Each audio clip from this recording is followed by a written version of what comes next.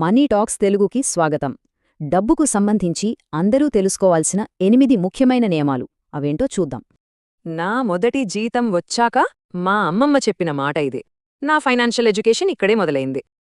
అప్పట్లో నా జీతం కేవలం 6,000. ఇల్లు కనమంటే నిజంగా నవ్వొచ్చింది. కాని తర్వాత అర్థమైంది, అనుభవమిచ్చే జ్ఞానం పెద్ద పెద్ద చదువుల్లో కూడా దొరకదు. సరే, మరి మన ఆర్థిక జీవితాన్ని మార్చే ఆ సింపుల్ రూల్స్ ఏంటో చూసేద్దామా? మొదటది రూల్ ఆఫ్ 70. ఇది మన డబ్బుకు ఒక కనిపించని శత్రువు లాంటిది.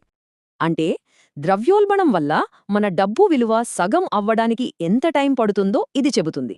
Formula simple. 70నే ద్రవ్యోల్బణమలేటుతో భాగిస్తే చాలు. ఇప్పుడు మనకు సహాయం చేసే రూల్ ఆఫ్ 72 గురించి చూద్దాం. ఈ రూల్ మన ఇన్వెస్ట్మెంట్ డబుల్ అవ్వడానికి ఎంత కాలం పడుతుందో అంచనా వేస్తుంది. ఉదాహరణకు 10% రాబడి ఉంటే మన డబ్బు 7.2 ఏళ్లలో రెట్టింపవుతుందన్నమాట. చూసారా, ఒకటి మన డబ్బును తగ్గిస్తే ఇంకొకటి పెంచుతుంది. చాలా సింపుల్ గదా. మూడోది 60-30-10 రూల్. మన ఆదాయాన్ని ఇలా ప్లాన్ చేసుకోవాలి.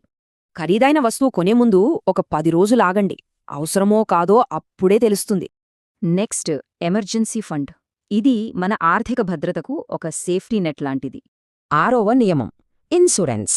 కష్టకాలంలో మనల్ని కాపాడే అసలైన కవచం ఇదే. ఇక అప్పుల విషయానికి వస్తే ఈ 40% లిమిట్ దాటటం చాలా ప్రమాదం.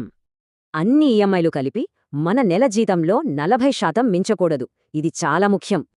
ఇల్లు లేదా బండి కొంటున్నారా? అయితే ఈ డౌన్ పేమెంట్ ఈఎంఐ రూల్స్ గుర్తుంచుకోండి. ఈ నియమాలన్నీ పాటిస్తే డబ్బు మన కంట్రోల్లో ఉంటుంది. ఒక రక్షణ కవచంలా పనిచేస్తాయి. మరి ఈ రోజునుంచే వీటిలో ఏ ఒక్క నియమాన్ని పాటించడం మొదలుపెడతారు? ఇలాంటి మరిన్ని డబ్బు విషయాల కోసం మా ఛానల్ను సబ్స్క్రైబ్ చేసుకోండి.